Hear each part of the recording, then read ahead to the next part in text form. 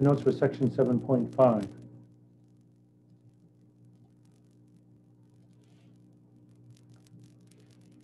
Okay, 7.5, page 403, 1 to 37 odd. There you go. All right, and I think that's about it. Then for the answers, a couple of pages because they're graphs. So 7.5, yeah, begins there. I can only show you a few at a time. More. And the next page. Here we are. Some more. Up to 37. I think you can see up to 37 there. Okay. All right, we'll be graphing parabolas today. So graphing parabolas.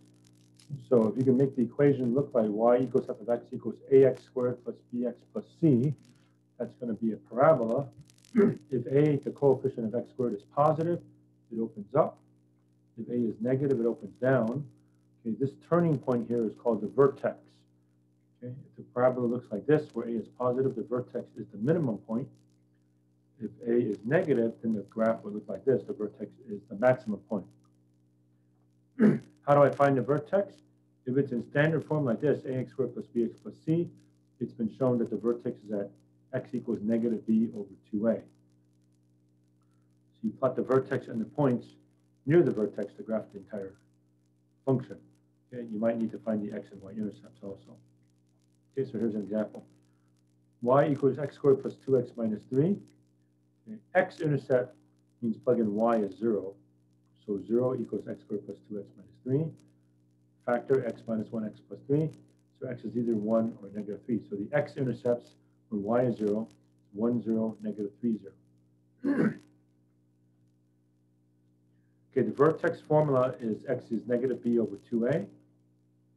So negative 2 over 2 times 1, which is negative 1. F of negative 1, that means plug in negative 1. Negative 1 squared plus 2 times negative 1 minus 3 comes out to be negative 4. So the vertex is negative 1, negative 4. Okay. I know it touches 1, 0, and negative 3, 0. That's enough to graph the rest of the function. So there we go. Okay, y equals negative x squared plus 9. Okay, x-intercept means y equals 0. So 0 equals negative x squared plus 9. Add x squared. X squared equals 9. Square root, plus or minus. X is plus or minus 3. So plus or minus 3 comma 0. The vertex is at negative b over 2a. There's no coefficient of x, so you pretend it's 0. So 0 over 2 times negative 1, that's 0. So 0 comma 9. Here's my graph. 0, 9, negative 3, 0, 3, 0. There's my graph. It does open down as we expected. Okay, by the way, this one opens up as we expected also. Okay, y equals x squared minus 2x minus 4. I draw a little u telling me it's opening upward because the coefficient of x squared is 1. X-intercept, well, we're stuck using the quadratic formula. Y equals 0. So a is 1, b is negative 2, c is negative 4. X is negative b, plus or minus the square root of b squared minus 4ac all over 2 times a. Double negative makes it positive. That's 4 plus 16, which is 20.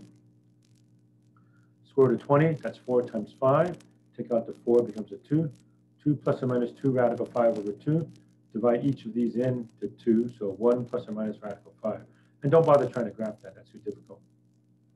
Okay, the vertex is at negative b over 2a. So in this case, it's 2 over 2 times 1, which is 1. Okay, yeah, by the way, these are the x-intercepts where y is equal to 0. Okay, plug in 1 back to the original. 1 minus 2 minus 4, which is negative 5. Okay, so we have 1 comma negative 5.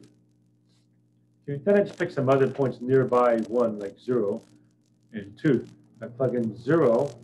0 minus 4 is a negative 4. I plug in 2. I have 4 minus 4 minus 4, which is also a negative 4. So I plug in and get 1, negative 5, 0, negative 4, and 2, negative 4. And there's roughly the graph. 13, y is negative x squared plus 2x minus 5. A is negative, so I know it opens down. Vertex is at negative b over 2a, so negative 2 over 2 times negative 1 is 1. So I'm going to plug in 1, and I'll plug in 0 and also 2. Okay, so plug in 1. Negative 1 plus 2 minus 5 is negative 4. Plug in 0, that's easy. 0 plus 0 minus 5 is negative 5. Plug in 2. Negative 4 plus 4 minus 5 is negative 5. Okay, so I plot the points 0, negative 5, 1, negative 4, 2, negative 5, opens down, goes like that. 29, 3x squared plus 4x plus 1 is the function. X is negative b over 2a, so negative 4 over 2 times 3. Negative 4, 6, which is negative 2/3. Not very convenient, as you can see. Okay, so I plugged in negative 2/3. 3 times negative 2/3 squared plus 4 times negative 2/3 plus 1. Do the arithmetic, it comes out to be negative 1/3. So a little bit awkward. Negative 2/3, negative 1/3. You kind of just pick something nearby like negative 1 and 0. Plug in negative 1. I get 3 minus 4 plus 1, which is 0. That's nice. Negative 1, 0. 0 is not too bad either. 0, 0, 1, 1. So I plot negative 1, 0. Negative 2/3, negative 1/3. I got no choice. It's over here somewhere. And 0, 1. And I know it opens up because A is positive. Okay, 33. This time it asks, do you have a maximum or a minimum? Okay, well, I have a negative x squared, so the vertex is going to be a maximum. Okay, so it occurs at x equals negative b over 2a, so negative 2 over 2 times negative 1, that comes out to be 1. Plug in 1, negative 1 squared plus 2 times 1 plus 8, that comes out to be 9. So the vertex is at 1, comma 9, that's the maximum. It didn't ask to graph this one, it says find the maximum. 35, also find the maximum. They give it to me like this, but put it in standard form with ax squared plus bx plus c. Okay, that's a parabola which opens down, so again, the vertex is a maximum. So the vertex is at x equals negative b over 2a, so negative 4 over 2 times negative 1, that comes out to be 2. F of 2 means plug in 2, so 2 there and 2 there, or 2 here and 2 here. 12 plus 8 minus 4 is 16. So 2 comma 16 is the maximum in this particular case. Okay, and now something a little bit different. This is called the vertex form. If they give you a parabola in vertex form, you can just read the vertex right off the bat. Okay, so for this one, you can say change the sign of the x that you see, 1, and use this as the y coordinate. So the vertex is at 1, 3. So whenever it looks like this, maybe some coefficient, blah, blah, blah squared, x with something squared plus 3.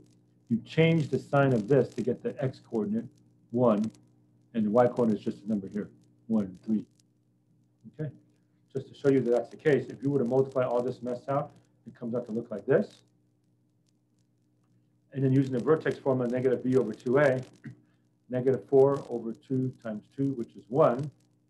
And if you plug in 1, you would get 2 minus 4 plus 5, which is 3. So the vertex is 1, 3, which is what we got over here anyway. Okay, so I have 1, 3. I'll plug in numbers near 1, like 0 and 2. So if I plug in 0 to here, it's probably easier to see. You get 5. You plug in 2. Well, that gives me 8 minus 8 plus 5. It's also 5. So it's a match. Okay, so there's the graph. In this case, there's no x-intercept. It never touches the x-axis. Okay, and then going back to 15, f of x equals negative, parentheses, x plus 2 squared plus 4. I know it opens on because of negative. Okay, again, how do you read this directly? You change that sign for the x coordinate, so negative 2. You use that as a y coordinate. So the vertex is negative 2, comma 4. Okay. All right, suppose I set that equal to 0, looking for x-intercepts. So 0 equals all of that. Subtract, or rather add that over. X plus 2 squared equals 4. Square root property, x plus 2 equals plus or minus 2. Subtract 2. x is -2 plus or minus 2, that's -4 or 0. Right? So we have the vertex at -2, 4, and I have the x-intercepts at -4, 0, and 0, 0. So the graph looks something like that. All right, so this was section 7.5.